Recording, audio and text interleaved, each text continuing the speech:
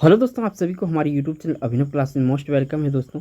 तो दोस्तों ये वीडियो है बिहार दरोगा प्रैक्टिस सेट नंबर जो है 297 नंबर का प्रैक्टिस सेट दोस्तों। तो इससे पहले आप लोगों को 296 प्रैक्टिस टॉपिक के ऊपर मिल चुका है। आज के वीडियो में दोस्तों 50 क्वेश्चन आंसर डिस्कस करेंगे, जिसमें आपका इंपॉर्टेंट जीएस होता है, इसमें आपका जीके होगा और करंट भी होगा।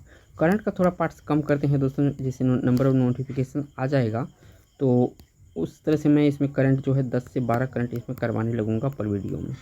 तो इसमें 50 क्वेश्चन आंसर का पहला क्वेश्चन डिस्कस करता हूँ। इसमें जो पूछा गया है, रेगिस्तान में बादल क्यों नहीं बरसते हैं। यहाँ पे अच्छा क्वेश्चन है कि रेगिस्तान में जो बादल है वो क्यों नहीं बरसते हैं।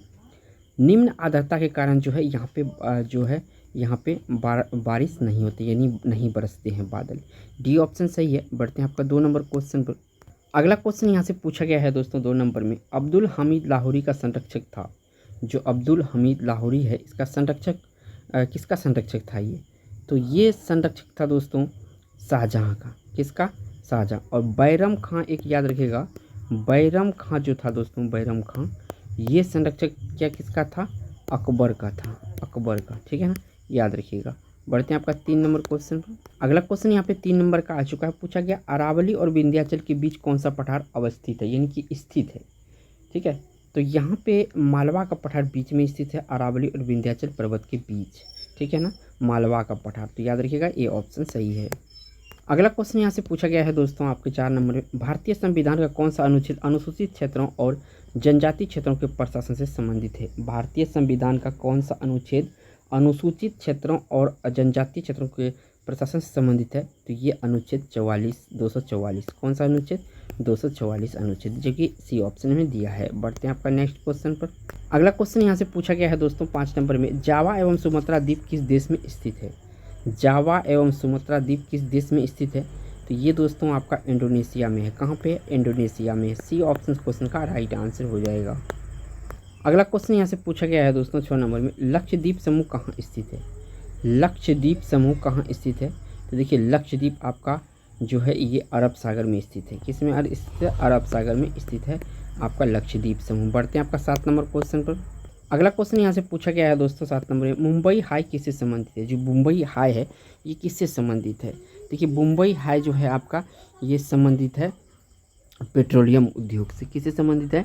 पेट्रोलियम उद्योग से। बी ऑप्शन यहाँ से सही हो जाएगा। बढ़ते हैं आपका 8 नंबर क्वेश्चन पर। अगला क्वेश्चन यहाँ से पूछा गया है दोस्तों आपका 8 नंबर का क्वेश्चन है कि हवाई जहाज़ किस मंडल में उड़ते हैं। हवाई जहाज़ किस मंडल में उड़ते हैं? तो ये हवाई जहाज़ समताप मंडल में उड़ते हैं। तो यहाँ से आपका ए ऑप्शन इस क्वेश्चन का राइट आंसर हो जाएगा। बढ़ते हैं आपका नेक्स्ट क्वेश्चन पर। अगला क्वेश्चन यहाँ से पूछा गया है दोस्तों 9 नंबर, भारत में श्वेत क्रांति का जनक किसे कहा जाता है।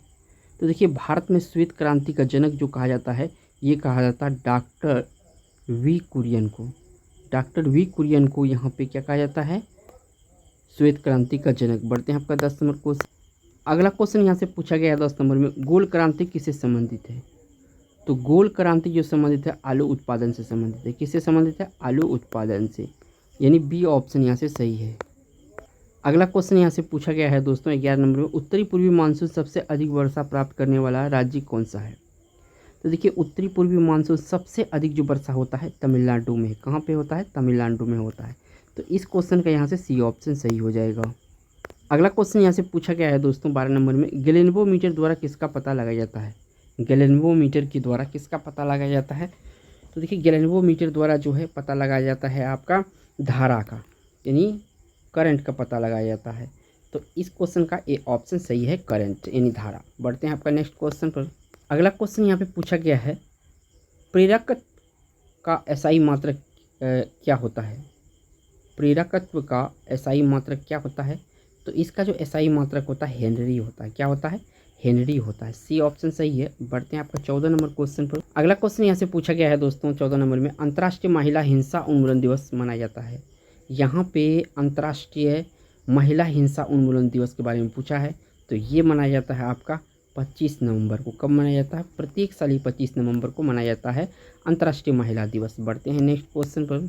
अगला क्वेश्चन यहाँ से पूछा गया है दोस्तों 15 नंबर में, विश्व डाक दिवस वर्ल्ड पोस्टल डे किस दिन मनाया जाता है।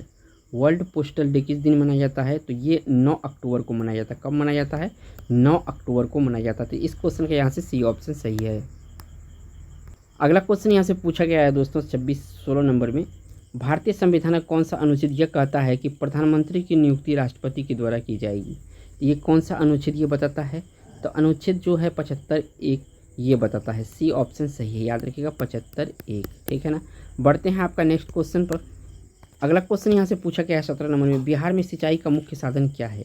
बिहार में सिंचाई का मुख्य साधन क्या है, तो नहर है, यानी ए ऑप्शन क्वेश्चन का राइट आंसर हो जाएगा। बढ़ते हैं आपका 18 नंबर क्वेश्चन पर। अगला क्वेश्चन यहाँ से पूछा गया है 18 नंबर में, शिव समुद्रम प्रपात किस नदी पर बनाया गया है। शिव समुद्रम प्रपात जो है किस नदी पर बनाया गया है, तो ये बनाया गया है कावेरी नदी पर। किस नदी पर, कावेरी नदी पर। डी ऑप्शन यहाँ से सही हो जाएगा। बढ़ते हैं आपका 19 नंबर क्वेश्चन पर। अगला क्वेश्चन यहाँ से पूछा गया है दोस्तों 19 नंबर में, गौतम बुद्ध अभ्यारण्य किस जिले में स्थित है। जो गौतम बुद्ध अभ्यारण्य है ये किस जिले में स्थित है, तो यहाँ पे 4 ऑप्शन सही दिया हुआ है, एक ऑप्शन इनमें से सही होगा आपका। जो गया जिला है, गया जिला में गौतम बुद्ध अभ्यारण्य, तो बी ऑप्शन क्वेश्चन का राइट आंसर होगा। बढ़ते हैं आपका 20 नंबर क्वेश्चन पर। अगला क्वेश्चन यहाँ से पूछा गया है आपसे 20 नंबर में, कैबिनेट मिशन कब भारत आया था।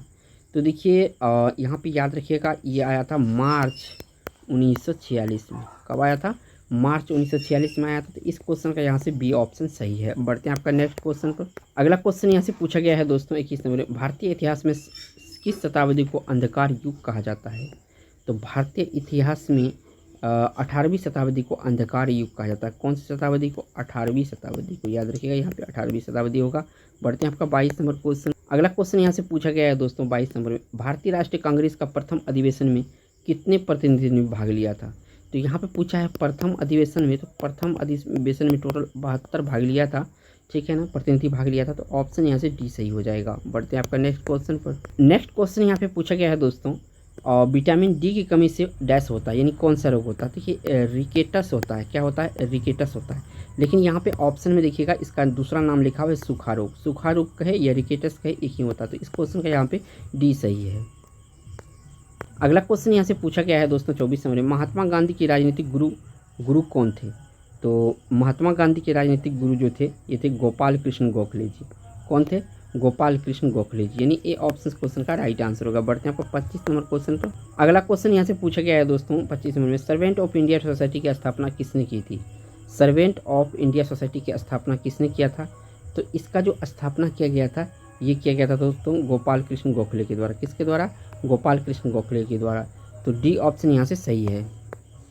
अगला क्वेश्चन यहाँ से पूछा गया है आपसे 26 नंबर में, युगांतर पत्रिका किस शहर से शुरू हुआ था। युगांतर पत्रिका किस शहर से शुरू हुआ था, तो ये हुआ था कोलकाता से। कहाँ से हुआ था, कोलकाता से। डी ऑप्शन क्वेश्चन का राइट आंसर है। अगला क्वेश्चन यहाँ से पूछा गया है दोस्तों 27 नंबर में, विद्युत धारा का चुंबकीय प्रभाव सर्वप्रथम किसने अवलोकित किया। विद्युत धारा का चुंबकीय प्रभाव सर्वप्रथम किसने अवलोकित किया, तो ये अवलोकित किया था दोस्तों आपका ऑरेस्टेड ने। कौन किया था, ऑरेस्टेड ने किया था। बी ऑप्शन क्वेश्चन का राइट आंसर है। बढ़ते हैं आपका नेक्स्ट क्वेश्चन पर। अगला क्वेश्चन यहाँ से पूछा गया है दोस्तों 28 नंबर में, विद्युत चुंबकीय प्रेरण का सिद्धांत किसने दिया था। विद्युत चुंबकीय प्रेरण का सिद्धांत किसने दिया था, तो ये सिद्धांत दिया था दोस्तों फैराडे ने। कौन सा दिया था, फैराडे ने। सी ऑप्शन क्वेश्चन का राइट आंसर हो जाएगा। अगला क्वेश्चन यहाँ से पूछा गया है दोस्तों, चुंबकीय फलक का एसआई यूनिट क्या होता है। चुंबकीय फलक का एसआई यूनिट क्या होता है, तो इसका एसआई यूनिट होता है वेबर। क्या होता है, वेबर। ए ऑप्शन क्वेश्चन का राइट आंसर है। बढ़ते हैं आपका 30 नंबर क्वेश्चन। अगला क्वेश्चन यहाँ से पूछा गया है दोस्तों 30 नंबर में, चुंबकीय क्षेत्र का तीव्रता एसआई मात्रक क्या है। जो चुंबकीय क्षेत्र का तीव्रता का एसआई मात्रक है ये क्या है, तो इसका जो एसआई मात्रक होता है ये होता है आपका टेस्ला। चुंबकीय क्षेत्र का जो एसआई मात्रक होता है क्या होता है, टेस्ला, यानी सी ऑप्शन सही है। बढ़ते हैं आपका नेक्स्ट क्वेश्चन पर। अगला क्वेश्चन यहाँ पे 31 नंबर का आ चुका। पूछा गया किस प्रक्रिया के द्वारा धातु और अचुंबकीय बनाया जाता है। धातु को और अचुंबकीय बनाया जाता है, तो कौन सा प्रक्रिया द्वारा, तो डीमैग्नेटाइजेशन जो होता है ये प्रक्रिया द्वारा क्या होता है, धातु को और अचुंबकीय बनाया जाता है। सी ऑप्शन सही है यहाँ पर। बढ़ते हैं आपको 32 नंबर क्वेश्चन पर। अगला क्वेश्चन जो यहाँ से पूछा गया है, गतिशील विद्युत आवेश क्या उत्पन्न करता है। गतिशील विद्युत आवेश क्या उत्पन्न करता है, तो ये उत्पन्न करता है दोस्तों आपका चुंबकीय क्षेत्र। क्या उत्पन्न करता है, चुंबकीय क्षेत्र। डी ऑप्शन सही है। बढ़ते हैं आपका 33 नंबर क्वेश्चन पर। अगला क्वेश्चन यहाँ से पूछा गया है दोस्तों 33 नंबर, भारत की सबसे बड़ी बहुउद्देशीय नदी घाटी परियोजना कौन सी है। भारत के सबसे बड़ी बहुउद्देशीय नदी घाटी परियोजना कौन सी है, तो यहाँ पे बड़ी पूछा है, तो ये एग्जाम की दृष्टि से बहुत ही इंपॉर्टेंट है। तो इसमें जो बड़ी है दोस्तों ये आपका कौन सा होगा, तो ये है भाखड़ा नागल परियोजना। कौन सा परियोजना? भाखड़ा नागल परियोजना। बी ऑप्शन इस क्वेश्चन का राइट आंसर है। बढ़ते हैं आपका 34 नंबर क्वेश्चन। अगला क्वेश्चन यहाँ पे 34 नंबर का पूछा गया है, खैबर दर्रा कहाँ स्थित है? तो खैबर दर्रा आपका पाकिस्तान में पड़ता है। कहाँ पे पड़ता है? पाकिस्तान में पड़ता है। डी ऑप्शन सही है। अगला क्वेश्चन यहाँ से पूछा गया है दोस्तों 35 नंबर में, कौन सी नदी का उद्गम भारत में नहीं है? यहाँ पे देखिए ब्रह्मपुत्र नदी अगर देखें तो ये ब्रह्मपुत्र नदी कहाँ पे है? ये मानसरोवर तिब्बत में है। कहाँ पे है? मानसरोवर तिब्बत में, ये जो है तिब्बत में है, ठीक है ना। तो यहाँ से आपका सी ऑप्शन है। बाकी गंगा नर्मदा कावेरी इंडिया में है इसका। बढ़ते हैं आपको 36 नंबर क्वेश्चन पर। अगला क्वेश्चन यहाँ से पूछा गया है दोस्तों 36 नंबर में, कंप्यूटर तथा टाइपराइटर के लिए इस्तेमाल की जाने वाली कीबोर्ड यानी QWERTY एक शैली है का आविष्कार किसने किया था, या इस विधि का आविष्कार किसने का? क्रिस्टोफर लेथम सॉल्स ने किया था। कौन किया था? क्रिस्टोफर लोथल सॉम ने किया था। तो याद रखिएगा QWERTY एक लाइन में लिखा होता है, ठीक है ना, ठीक है, ऊपर में ये नीचे, तो ये इसका आविष्कार किया था क्रिस्टोफर ने। बढ़ते हैं आपका 37 नंबर क्वेश्चन पर। अगला क्वेश्चन यहाँ से पूछा गया है दोस्तों, निम्न में से किस शहर में कुंभ मेला लगता है? तो यहाँ पे जो इलाहाबाद है, इलाहाबाद, इसका नाम प्रयागराज हो गया है, तो यहाँ पे इलाहाबाद या प्रयागराज में लगता है। तो बी ऑप्शन सही है। बढ़ते हैं आपका 38 नंबर क्वेश्चन पर। अगला क्वेश्चन जो पूछा गया है 38 में, प्रसिद्ध पीर पंजाल रेलवे सुरंग कहाँ स्थित है? देखिए पीर पंजाल रेलवे सुरंग जो है ये आपका जम्मू कश्मीर में स्थित है। कहाँ पे? जम्मू कश्मीर में स्थित है। इस क्वेश्चन का यहाँ से बी ऑप्शन सही है। बढ़ते हैं आपका 39 नंबर क्वेश्चन। नेक्स्ट यहाँ से जो क्वेश्चन पूछा गया है आपसे 39 में, भारत का सबसे लंबी अंतर्राष्ट्रीय सीमा किस देश के साथ लगती है? तो देखिए सबसे अधिक जो लगती है दोस्तों ये आपका बांग्लादेश के साथ लगती है। किसके साथ? बांग्लादेश के साथ। तो यहाँ से आपका डी ऑप्शन सही हो जाएगा। अगला क्वेश्चन जो यहाँ से पूछा गया है 40 नंबर में, भारत के किस राज्य में लोहा का उत्पादन सबसे अधिक होता है? तो यहाँ पे उड़ीसा जो ऑप्शन में दिया, उड़ीसा, डी ऑप्शन, ये सबसे अधिक जो है लोहा का उत्पादन करता है। डी ऑप्शन सही है। बढ़ते हैं आपको 41 नंबर क्वेश्चन पर। अगला क्वेश्चन यहाँ पे 41 नंबर का पूछा गया है कि लोकसभा में सदस्यों द्वारा निजी विधेयक पेश करने की सूचना अवधि क्या है? निजी विधेयक पेश करने की सूचना अवधि क्या है? तो इसका सूचना अवधि है दोस्तों कितना? तो यह है 1 माह। ये ऑप्शन यहाँ से सही है। अगला क्वेश्चन यहाँ से पूछा गया है दोस्तों 42 नंबर में, कौन सा मौलिक अधिकार अल्पसंख्यकों के हितों का संरक्षण की बात करता है? तो कौन सा मौलिक अधिकार जो है अल्पसंख्यक के हितों का संरक्षण का बात करता है? तो ये बात करता है दोस्तों सांस्कृतिक और शैक्षणिक अधिकार। सांस्कृतिक और शैक्षिक अधिकार जो है ये अल्पसंख्यकों के हितों का संरक्षण करता है। तो डी ऑप्शन सही है और ये एक प्रकार का मौलिक कर्तव्य है।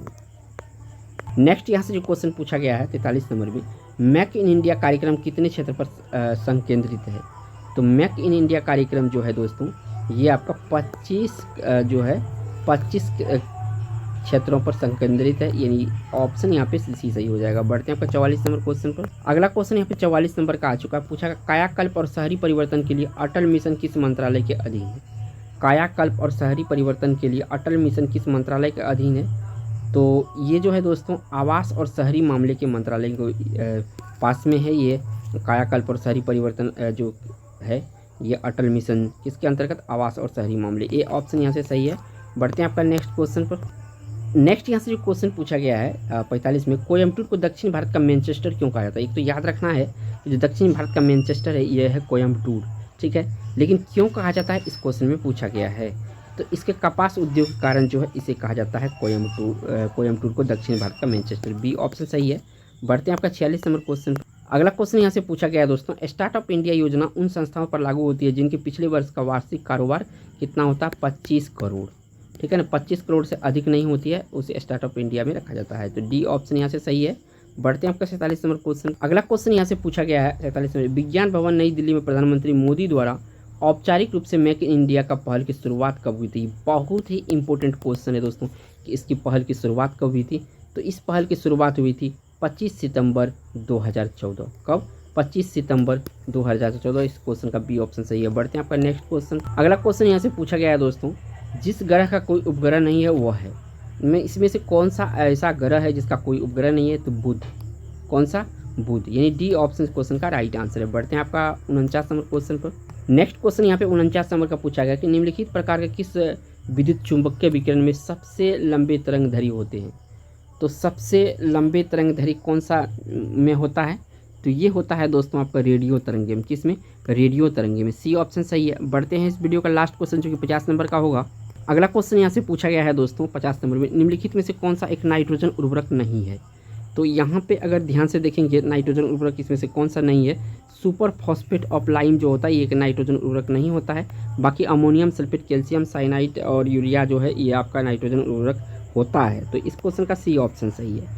अगर दोस्तों वीडियो देख रहे हैं और इस चैनल पर पहली बार हैं तो चैनल को प्लीज़ सब्सक्राइब जरूर कीजिएगा, क्योंकि यहाँ पे आपको एजुकेशनल वीडियो मिलेंगे।